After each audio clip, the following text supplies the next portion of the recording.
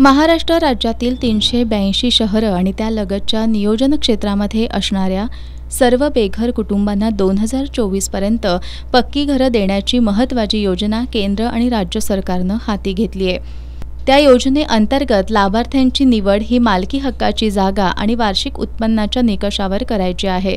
मात्र ज्या लाभार्थ्यांची स्वतःची जागा नाही परंतु ते लाभार्थी शासकीय जमिनीवरील अतिक्रमणधारक असेल तर त्याला सरकारी जमीन उपलब्ध करून देऊन या योजनेची अंमलबजावणी करण्याची तरतूद आहे। त्यानुसार शासकीय जमिनीवरील आमची घरं नियमानुकूलित करा अशी मागणी हुपरी नगर परिषद हद्दीतील गट क्रमांक 915 मधील अनुसूचित जाती जमाती आणि भूमिहीन कष्टकरी कामगारांनी केली आहे।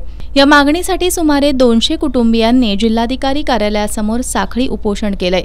या उपोषणामध्ये सूर्यकांत रावण, संजय दाभाडे, शंकर वडर, असलम मुल्ला यांच्यासह नागरिक सहभागी झाले होते।